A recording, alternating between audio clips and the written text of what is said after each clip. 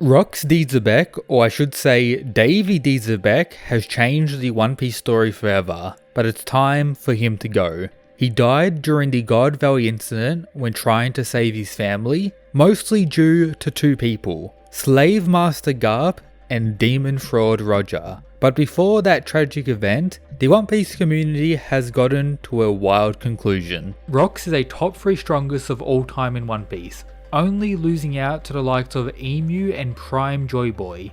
People across the community have already been saying this, and honestly, it could very well remain as a high possibility, or this mad lad could reach even further heights during his final battle. For the sake of saving his son Blackbeard, he'll likely need to face the God's Knights. Roger is going to pull up on him and have a next level Haki awakening.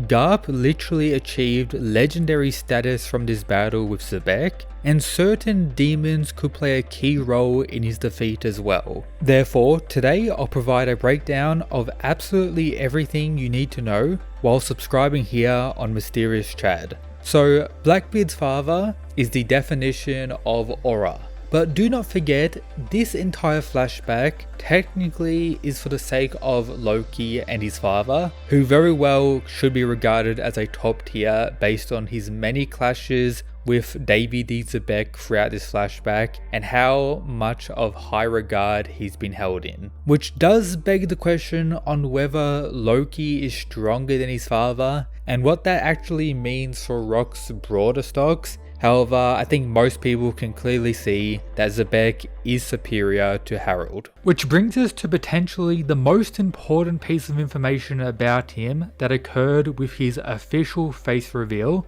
where it was claimed that he single-handedly killed a Navy HQ admiral and vanished without a trace, a feat that earned him a massive bounty, and for what we know in the current One Piece story, is the only person to have ever done such a thing. Furthermore, that occurred before he even became the captain of the Rox Pirate, so in a sense, not even Rox in his prime, but the most other notable situation around his overall power is how he was defeated, the God Valley incident, which required Roger and Garp to work together. Yes, this was by no means Roger and Garp in their primes, but the fact that this was the situation that solidified Garp's recognition around the world and is likely a key factor that led Roger down the path of becoming a Yonko, then of course the Pirate King, with Xebec being regarded as Roger's strongest opponent likely in his entire life.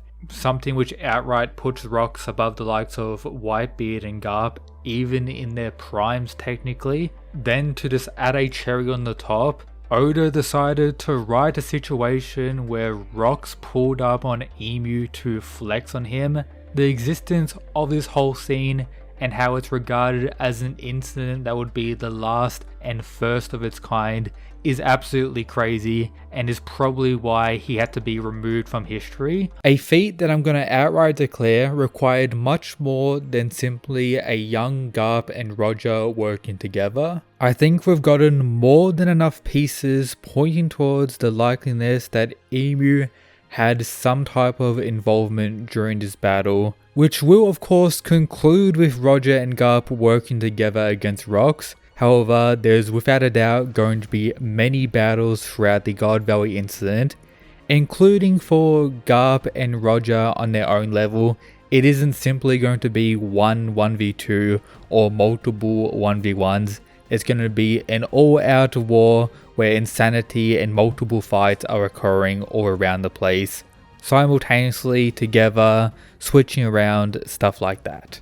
With the ultimate conclusion being the extermination of the Davy clan, apart from one individual, and that of course is Blackbeard. So the way Xebec goes out is probably going to determine his true placement when it comes to the overall One Piece community power ranking, which may be certified top 3, or maybe some question marks around the truth, which I'll be breaking down later in today's video. But let's take it back to some of his origins. Bro is the ultimate Davy back fighting goon who used this ancient pirate tradition to build his entire crew, meaning the likes of Whitebeard, Shiki, and all the others could have been forced to join due to Rox doing this stuff to them. Absolutely wild. Then we have his overall goal or ambition to be the king of the world, and when Rox was around, it was pretty much considered the Rox era before the Roger era, and potentially even more wild. He has the Haki visual depictions to keep those goons in the community happy. He has the strongest crew of all time and required two of the most important characters in all of One Piece to work together to actually take him down, and we're about to learn the full circumstances around the God Valley situation and incident.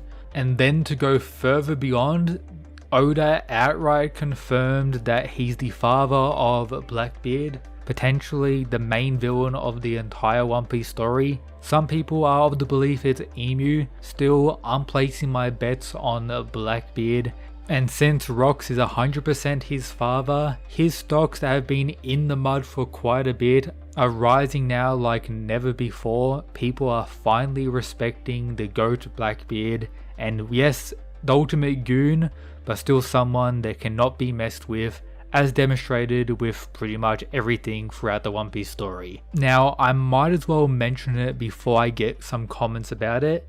Technically, we see Rox being a swordsman, but the way he uses his sword is more like a blunt force weapon, a way to wield his power, and his interest in devil fruits is quite interesting and has led people to create many theories about which of those two fruits he could be talking about, with the most common two being the Yummy Yummy no Mi, Blackbeard's Darkness Logia fruit, and of course the Hito Hito no Mi, Model Nika, Luffy's fruit. But of course, you can drop your theories down in the comments. Now let me ask you this. If you had to place Rox on a tier list, who could you reasonably put an entire tier above him?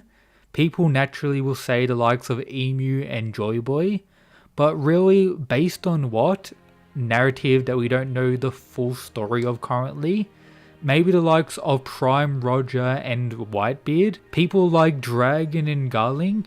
Honestly, all these characters lack definitive arguments, meaning Rox at the current minute has the potential of being the strongest, meaning number one of all time in One Piece. But let's take a step back for a bit. In a year's time, I see it very likely that most people are going to be ranking the likes of Prime, Roger, Whitebeard, Garp, and even Rox within the same category, an interchangeable level of character. Perhaps the ranking will go Xebec, Roger, Newgate, Garp, maybe Roger number 1, who knows? But then we have to consider the current day strongest, the current era which will be different to any other point in the past. You have people like Shanks, one of the current Yonko, who most consider as the current strongest in that group, who may very well surpass the likes of Roger in overall fighting ability. You have Mihawk as well, an interconnected past with Shanks, who's pretty much the representation of a Yonko right now in the story. Then you have the most wanted man, Dragon, the literal father of Luffy, who just got the most reveals of all time during this flashback as well. Dragon at the age of 17 was the one to save Shanks and Blackbeard from the world nobles, and may have actually killed a celestial dragon as well. So bro pretty much should already be regarded as the hero of the incident, and many people are theorizing that this situation is where bro actually acquired his devil fruit. One of the most theorized things in the entire One Piece story. And I do wonder if Dragon is going to have an interaction or something with Xebec before he's actually killed off here. That's going to be pretty interesting to see. But coming back to the current era, you of course have Akainu and a section somewhat smaller than others, but a strong section in the community who are still glazing him as in the top 3. The one who could very well be the current strongest in the One Piece story. You have newly introduced characters like Garling and Shamrock, which may change the balance of powers for all we know. And then you have Luffy and Blackbeard. I've seen theories going around that Rox may be within Blackbeard, with there being a lot of evidence pointing towards that. Personally, it would be absolutely crazy, but for me, it may take away from Blackbeard's character to some degree if I'm being honest, and at this point, I would prefer him just to remain as his son. But honestly, who knows, this is One Piece we're talking about. But it's safe to say that everything Rox is doing and providing for us lore-wise is definitely going to be a big Blackbeard upscale, and maybe explaining why he's being so dominant throughout the story, regardless of his perceived strength and actual showings where he gets beat up pretty much every time he's in an on-screen fight. But then we have, of course, Luffy, who personally speaking, I wouldn't place in the top 10 strongest of all time right now. In the current One Piece story, probably and could be the case, but of all time, definitely not. But we all know he's going to be reaching there, so the rankings are going to change. You can argue Rox's top 3, certified S tier along the other monsters is a guarantee, and check out this video on Loki, which provides even more information about this situation.